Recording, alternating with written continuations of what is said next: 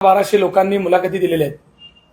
एवढ्या मोठ्या प्रमाणात लोकांनी मुलाखती दिल्या असताना सुद्धा त्यांना तुम्हाला सगळ्याला माहिती आहे की कित्येक प्रभागामध्ये बाहेरून उमेदवार आणावे लागले. त्याचे उदाहरण मला सांगायचंच म्हणलं तर प्रभाग 7 मध्ये पूर्वी नाना काळे हे राष्ट्रवादी काँग्रेस मध्ये काम करायचे. चेतन नरोटेंना पाडण्याकरता चेतन नरोटे यांच्यासोबत असलेले सहकारी काँग्रेस पक्षात काम करणारे बाबा करगुळे, जॉन फुलारे, अजून विनोद भोसले यांना पक्षामधनं त्यांनी घेतलं. 50% उमेदवाऱ्या त्यांनी आदर पक्षात दिलेल्या आहेत. गणेश वानकर असतील प्रभाग 6 मध्ये, किसन जाधव असतील, राष्ट्रवादीचे नेते म्हणून ते फिरायचे.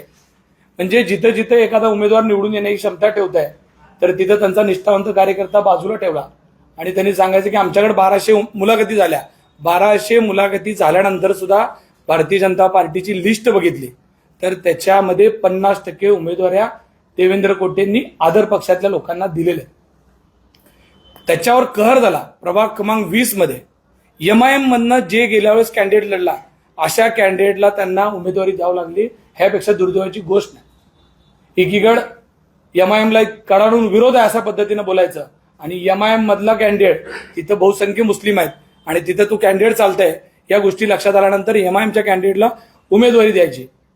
ही दुतर्फी भूमिका निष्ठावंतांना तर आवडलीच नाही.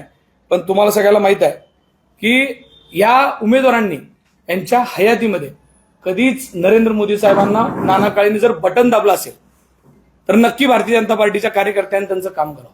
उभ्या आयुष्यात देवेंद्रजींचं काम जर नाना काळेंनी किंवा या लोकांनी एकदा जरी केलं असेल तर. पण मी तुम्हाला माहित आहे आम्ही युतीमध्ये असल्यापासून नरेंद्र मोदी साहेबांचंही आम्ही काम केलं, एकनाथजी शिंदे साहेबांचं युतीत विधानसभेला काम केलं, देवेंद्रजींचं पण काम केलं. म्हणजे ज्यांनी आयुष्यभर पार्ट्यांना शिव्या दिल्या, भाजपला शिव्या घातल्या, भाजपचं काम करणाऱ्या कार्यकर्त्याला त्रास दिला, त्यांना कित्येक ठिकाणी मारहाण केली, दमदाटी केली, अशाला बक्षिसी म्हणून देण्याचं काम त्यांनी केलेलं आहे. हा विषय राहिला त्यांच्या पक्षातला.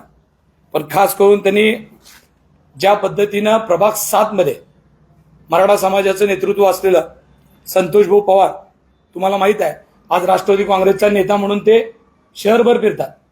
मी शिवसेनेचा जिल्हा प्रमुख म्हणून शहरभर काम करतो. आज प्रभाग 7चा जरी मी उमेदवार असलो तर तुम्हाला माहित आहे शिवसेना म्हणून मी पूर्ण जिल्हा प्रमुख या नात्यानं शहरामध्ये काम करतात. हे चेतन नरोटे असतील, हे धनगर समाजातनं येणारं नेतृत्व आहे. ह्या चेतन नरोटेंना आनंददादा चंदनशिवे हे दलित समाजातनं येणारं नेतृत्व आहे. हे नेतृत्व बाहेर आलं नाही पाहिजे, या नेतृत्वाला दाबून टाकायचं हे कोटे परिवार कायम करत आलेलं आहे. ह्याचं उदाहरण आपण बघितलेलं. तात्यासाहेब कदाचित काय लोकांना न्याय तर देत होते, पण देवेंद्र ज्या पद्धतीनं ही सगळी मंडळी संपवण्याच्या दृष्टिकोनातनं म्हणजे मराठा समाजाचं नेतृत्व संपून टाकायचं, धनगर समाजाचं नेतृत्व संपून टाकायचं, दलित समाजात या भागातला नेता राहिला नाही पाहिजे. कोण जे कुणी असतील ते त्यांच्या घरी पाणी भरत असेल तरच त्याला नेता म्हणून फिरता येईल, अन्यथा कुणालाही तिथं काम करण्याची संधी देणार नाही. इतक्या क्रूर भावनेतनं यांनी इथं राजकारण करण्याचा प्रयत्न याआधी केला. तुम्हाला माहित आहे या भागात सगळ्यात तालमीचं राजकारण करत असताना एकदा 2012ला राजाभाऊ खराडेंना पत्रा तालमीला वापरलं. 2017ला मंगळवेढा तालीम आम्हाला सगळ्याला कोटेंनी वापरलं, देवेंद्रनी वापरलं आणि आता पुन्हा एकदा नाना काळेंना वापरून पुन्हा माझ्याशी त्रास देण्याचं काम सुरू आहे. म्हणजे जर नाना काळेंना त्रास आज निवडून आणायचं असेल तर मागच्या इलेक्शनमध्ये 17ला त्यांनी कुणाला पाडलंय? नाना काळेंना पाडण्यामध्ये देवेंद्रचाच हात आहे, बरोबर ना? आमच्यावर होते त्यांनी. मग आता कुठून तुम्हाला समाजावर प्रेम आलं? जाणून बुजून समाजाची मोठी संस्था सपाटे साहेबांची जी शिवाजी महाराज प्रशाला शाळा आहे त्या शाळेला सुद्धा देवेंद्रजींकडे प्रशासक लावण्याकरता जंग प्रचारला. म्हणजे समाजातला माणूस समाजात ठेवायचा नाही, समाजातल्या व्यक्तीला मोठं तर होऊ द्यायचंच नाही, पण ज्या काही संस्था आहेत त्याही त्याच्यावर प्रशासक बसून समाजाच्या संस्था गिळूनकृत करण्याचं काम देवेंद्र कोटे करण्याचा प्रयत्न करत आहे. आणि आता त्यांना राजकारणासाठी जी मंडळी लागते त्या मंडळींना हाताशी धरायचं, त्यांना लागणाऱ्या लोकांना ताकद देण्याचा प्रयत्न करायचा आणि त्यांना नकोसं झालेल्या माणसाला पूर्ण संपून टाकायचं, अशा पद्धतीचं राजकारण चालू आहे. माझ्या पक्षात परवाच काही मंडळींनी प्रभाग 7 मधल्या प्रवेश केला. प्रवेश केला. 3 दिवस ते माझ्यासोबत फिरले, माझ्यावर रॅलीत होते, माझ्यावर फिरले. लोकशाहीत इलेक्शन झालं असतं तर त्यांना कुणी अडवायला नाही पाहिजे होतं, पण दुसऱ्या दिवशी पोलिसांनी त्यांना घेऊन गेले. तिथं दिवसभर बसवलं, काही कारवाई केली नाही. केली. परत दुसऱ्या दिवशी सांगितलं तू उद्या सकाळी 8 वाजता येऊन बसायचं. त्या पोराचा प्रवेश करून काल रॅलीमध्ये त्यांना फिरवण्याचं काम झालं. समाजाचं सांगायचं तर काल तुम्ही बघितले असेल त्यांच्या रॅलीमध्ये एकीकडे बाराबंदी घालून ते शिवसेना पक्षाला विरोध करण्यासाठी भारतीय जनता पार्टीचा प्रचार उमेदवारांबरोबर बाराबंदी घालून फिरले. बाराबंदी कधी घालतो आपण? सिद्धरामेश्वरच्या यात्रेत त्यासाठी खूप महत्वाची पवित्रता आहे. ते घालून त्यांना कुणाला खुश करायचं होतं? लिंगायत समाजाला खुश करायचं होतं. लिंगायत समाजाचं नेतृत्व उत्तरमधलं संपवण्यासाठी रात्रभर षड्यंत्र करत बसणारी तुम्ही मंडळी, लिंगायत समाजाला तुम्ही काय बाराबंदी घालून खुश होणार आहे? जो समाज इथले सगळी व्यवस्था चालू शकते एवढी शक्ती असलेला समाज आहे आणि त्याला तुम्ही काय वेडं समजता? कळत नाही लोकांना. उत्तरचं नेतृत्व संपवण्यासाठी तुम्ही काय काय गोष्टी करताय. तुम्हाला उत्तरमध्ये यायचं मध्य सोडून पुढच्या वर्षी, म्हणून तुम्ही आज काय काय गोष्टींवर प्लॅनिंग करताय. हे सगळ्या समाजाला सगळ्या गोष्टी कळलेल्या आहेत. मुस्लिम समाजाला तुम्ही ज्या पद्धतीनं एकीकडे द्वेषभावनेतनं बोलायचं आणि रात्रीतनं जाऊन त्यांच्या पुढाऱ्यांच्या पाया पडायचं, त्यांना सांगायचं की ते ठीक आहे मी काय गोष्टीसाठी केलंय. तुमच्या उमेदवारांना रात्रभर पाठवायचं की जावा तुम्ही कॉम्प्रोमाइज करा, तुमच्यासाठी वैयक्तिक मत मागा आणि जाहीर समोर कॅमेरासमोर मुस्लिम समाजाचा द्वेष करायचा. म्हणजे ही भूमिका सगळ्यांच्या लक्षात आलेली. शेवटच्या दिवशी मला हेच लोकांना लक्षात आणून द्यायचं आहे की आपण आता कुणाच्या पाठीमागे राहणार आहे. बघा की आपल्याला कशा पद्धतीनं वेगवेगळ्या समाजाचे नेतृत्व तर संपवण्याचं काम चालूच आहे, पण आपल्या सगळ्यांना माणसात माणूस नाही ठेवणार या भूमिकेतनं त्यांनी काम सुरू केलेलं आहे. काल तर कहर झाला सर, इतका मोठा कहर. पालकमंत्री महोदय आणि देवेंद्र कोटे रात्री 2 वाजेपर्यंत सगळ्या लोकांना, बसलेल्या लोकांना 10 वाजता पोलीस काट्या मारून पाठवत होते आणि रात्री 2 वाजता पालकमंत्री स्वतः प्रभाग क्रमांक 5, 6, 7, 15 ह्याची फिल्डिंग लावण्याकरता काय काम करत होते सगळीकडे. एकीकडे पोलिसांना सोबत घेऊन कॅनव्यातनं चुकीच्या पद्धतीचं काम सुरू होतं. रात्रभर पैसे वाटण्याच्या मोहीममध्ये मला वाईट वाटतंय की ज्या लोकांनी सोलापूर सांभाळलं पाहिजे पालकमंत्री या नात्यानं, त्यांना कॅनव्यात घेऊन जाऊन लोकांना पैसे द्यायची वेळ आली.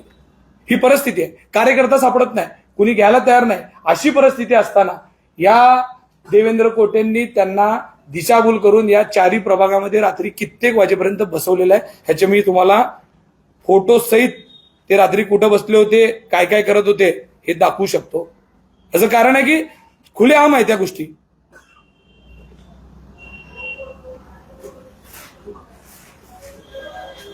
तुम्ही बघा, पालकमंत्री स्टँड एरियामध्ये पान टपरीवर बसून दोन्ही प्रभागाची फिल्डिंग लावत बसले होते. एकीकडे पब्लिकला 10 वाजता फिरायचं नाही म्हणून सांगता आणि स्वतः कॅनवा घेऊन या यंत्रणेचा अशा पद्धतीचा गैरवापर करत बसणार. तर हे बघा, वेलकम पान शॉप वर आपल्या जिल्ह्याचा पालकमंत्री साहेब, मंत्री महोदय साहेब, आपण कधीतरी सोलापूरला यायला पाहिजे, सोलापूरचं पालकतत्व घ्यायला पाहिजे. पण तुम्ही 8 दिवस ठाम बसून देवेंद्र कोटेच्या नादी लागून तुम्हाला टपरीवर त्यांनी आणून बसवलंय. या देवेंद्र कोटेंनी, ही वस्तुस्थिती. हे किती सोलापूरकरांना ही गोष्ट पटणारी आहे की रात्री पालकमंत्री महोदय स्वतः बसून अशा गोष्टी करत असतील तर इलेक्शन कुठं जाणार आहे? मला माहित आहे, मी आज ज्या पद्धतीची बाईट देतोय, ज्या पद्धतीचं वक्तव्य करतोय, या गोष्टीमुळे नक्की मला त्रास होणार.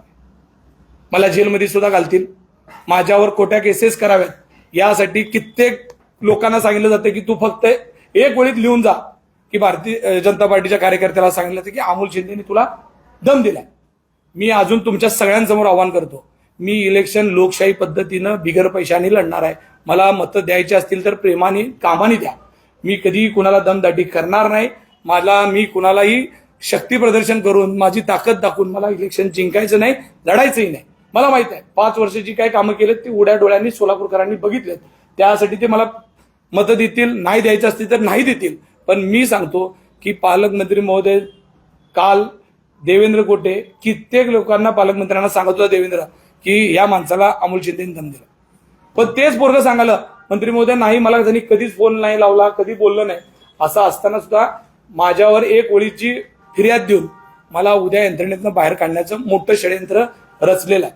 मीच नाही तर माझ्या कार्यकर्त्यांचंही मनोबल कसलं पाहिजे म्हणून उद्या कित्येक पोरांना सकाळी लिस्ट काढून दिली आहे. निराळ वस्तीतनं कुणाला घेऊन जायचं, अभिमानश्रीतनं कुणाला घेऊन जायचं. असं माझ्याच प्रभागात घडलं असं नाही. गेल्या 8 दिवसात तुम्ही बघितलं असेल कित्येक लोकांना तडीपारीच्या नोटीस आलेत आणि कोर्टाने सांगितलं की त्यांना तुम्हाला तडीपार करता येणार नाही, त्यांना मतदानला दिलं पाहिजे. काही कारण नाही. मी जर एक कार्यकर्त्याचं उदाहरण देतो.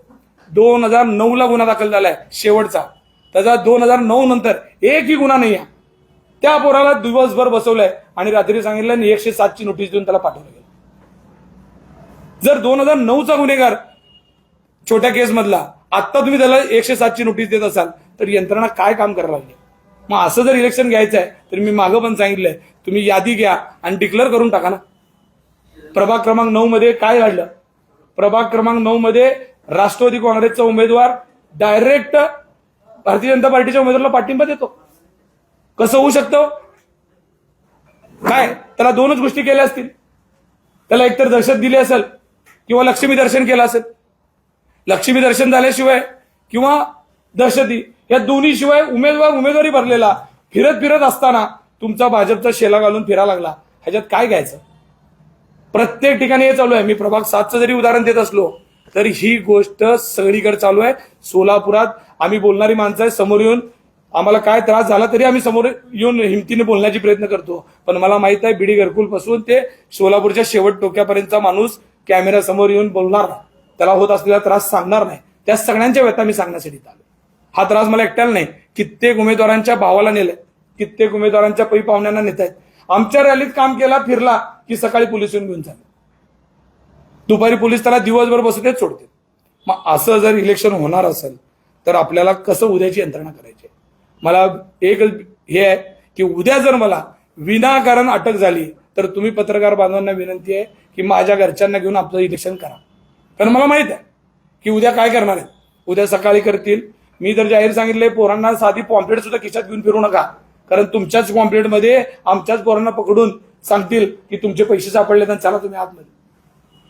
पैसे कोण वाटा लागलाय, कोण दहशतीच्या वातावरणात इलेक्शन करायलाय, सगळ्याला पूर्ण लक्षात आलंय. पण मी म्हणत होतो की काही लोक समोर येऊन बोलतील, काही लोकांना असं वाटेल की या सगळ्यांसमोर, पण मला नाईलाज झाला. आता मी ह्यांना घाबरलेलो नाही आहे, पण मला खरं चित्र लोकांसमोर आलं पाहिजे या मानसिकतेतनं मी ही सगळी गोष्ट तुमच्या समोर आणतोय. बाकी मला एवढं सांगायचं की लोकशाही पद्धतीनं सोलापूरचं इलेक्शन व्हायला पाहिजे होतं, अपेक्षित आहे. ज्या पद्धतीनं सांगोल्यात शहाजी बापूंना त्रास दिला त्याच पद्धतीनं सोलापुरात अमोल बापूला त्रास देण्याची यंत्रणा चालू आहे. बापू तुम्ही याबद्दल एक वाजता बापू 1 वाजता पालकमंत्री तुम्ही सगळ्यांना बोलून घेतले असं म्हणणार. नाही, मी फोटो दाखवला तुम्हाला, ती झालं नव्हतं ते. नाही, मी बघितलंय, मी स्वतः बघितलेलं आहे. मी सुद्धा होते तसं नाही. ऐका, पत्रकार होते, पोलिसांना आम्हाला तुम्ही तेच सांगलो ना, पत्रकार जरी असले किंवा काही नाही, मला हरकतच नाही त्यात म्हणण्याचा उद्देश. माझं म्हणण्याचा उद्देश आहे की 4 लोक एका जागी बसले तर तुम्ही काट्या मारून रातभर हलवताय. 4 लोक बसले तर 2 पेक्षा 4 माणसं एकत्र आले तर तुम्ही काट्या मारून हाकलताय. चौकाने आमच्या माणसाला एकत्र येऊ देत नाही आणि तुमची पूर्ण यंत्रणा देवेंद्र कोटे रातभर फिरते सगळ्या बोळाबोळानी. पालकमंत्री महोदय म्हणले होते ना कालच की देवेंद्र कोटेला अशावर लढायचे काय लेवलच्या माणसाबरोबर. त्याची काय लेवल आहे ते अमोल शिंदेला चांगलं माहित आहे. माझ्या जोडीत तो पहिलवान मोठा झालाय, 1 वर्षाचा आमदार आहे, एमआयएम बरोबर इलेक्शन लढलंय म्हणून तेवढी मतं पडलेत. जरा बी फुगायची गरज नाही. ज्या दिवशी शिवसेना बॅलेट पेपरवर असेल ना एमआयएम वर्सेस धनुष्यबाण आणि कमळ, त्यावेळेस पब्लिक कुणाला चॉईस करेल ना ते तुम्हाला सगळ्यांना माहित आहे. तुम्ही फुगीर पद्धतीनं राहू नका की एमआयएम बरोबर इलेक्शन लोकांनी स्वीकारलं, एमआयएम नको म्हणून तुम्हाला टाकलेली मतं म्हणजे काय तुमची मतं नाहीत. याच इलेक्शनमध्ये चॅलेंज आहे माझं. मध्यमध्ये शिवसेना पक्षाचे किती उमेदवार निवडून येतील हे तुम्ही जाहीर सांगतो. तुम्ही काळजी ना मध्यमधल्या उमेदवारांची करावं. तुमच्या मतदारसंघात किती लोक निवडून येणार आहेत? तुमची सासू नाही पाडली ना तर नावाचा अमोल शिंदे नाही एवढं जाहीर सांगतो. तिथंच नेऊन त्याच मतदारसंघात पाडतो एवढं मी सांगतो. लक्ष तिथं द्या. बापू तुम्ही ह्याच्याबद्दल एकनाथ शिंदेना काही कल्पना दिली का उपमुख्यमंत्री मी असं चाललेलं आहे? वारंवार आमच्या नेत्यांच्या कानावर घालण्याचा प्रयत्न केला, पण तुम्हा सगळ्यांना माहिती आहे की आमचे शिंदे साहेब कालच त्यांनी बाईट पाठवली सोलापूरला. ते किती बिझी आहेत. ते त्यांना व्याप किती आहे. तरी त्यांनी योगेश कदम साहेबांच्या माध्यमातून यंत्रणेला सांगितलं होतं की आमच्या लोकांना हॅरेसमेंट तरी करू नका, बाकी राहू द्या. पण सत्ता येते, सत्ता जात असते. काही खाती तुमच्याकडे असतील, काही लोकांना पालकमंत्री पद तुमच्याकडे आहे. या सगळ्या गोष्टींमुळे यंत्रणा वापरण्याचं काम चालू आहे. आमच्या लोकांच्याही लक्षात घातलेलं आहे. कदाचित आज ना उद्या या गोष्टींचं हे सुद्धा होईल, पण त्यांना फक्त वेळ मारून न्यायची, त्यांना कुठलीही गोष्ट करायची नाही. मी सांगतो ना, मला काही जेलमध्ये किती दिवस घालू शकते, कुणालाही जेलमध्ये घालणार नाहीत. पोरांना मी विनंती करतो, कुणी घाबरू नका. कुठल्याही सोलापूर शहरातल्या माणसाला जेलमध्ये पोलिस ठेवू शकत नाहीत, कारण गुन्हाच केला नाही तर कशाचं जेलमध्ये घालणार. तुम्हाला फक्त घेऊन चाललेत आणि दिवसभर बसवणार आणि तुमची यंत्रणा तोडणार, एवढंच चाललंय. चेतन मेंबरच्या वार्डात किती लोकांना नेलंय, पूर्व भागातल्या कित्येक लोकांना नेलंय. या सगळ्यांना न्यायचं, बसवायचं आणि त्याच्यानंतर संध्याकाळी सोडायचं. इलेक्शन जिंकण्यासाठी आहे, उद्याचा दिवस, आजचा दिवस यंत्रणा तोडण्यासाठी ही गोष्ट. पण कायदा काय कुणाच्या घरातला नाही आहे.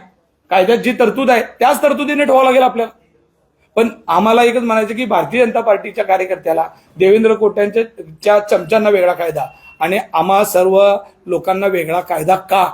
मी पोलीस कमिशनर एम राजकुमार, कलेक्टर साहेबांना, महापालिका आयुक्तांना विनंती करतो, साहेब तुम्ही कितीही केला तर प्रशासकीय मोठे अधिकारी आहेत, तुमच्यावर खूप मोठी शहराची जबाबदारी. आपण शहरातल्या लोकांना ट्रान्सपरंट पद्धतीचं इलेक्शन लोकांना द्यावं, याकरता तुम्ही प्रयत्न करावा अशी माझी विनंती आहे. कारण तुम्ही सगळ्यांनी काय व्हायला लागलंय, हे 2-3 माणसं असे वागतायत, आमदार एवढा हस्तक्षेप करताय म्हणून बदनाम होण्याचं काम व्हायला लागलं. पोलीस खात्याचं बदनाम होत आहे, महापालिका आयुक्त बदनाम होत आहेत, कलेक्टर यंत्रणा, निवडणूक आयोग यंत्रणा.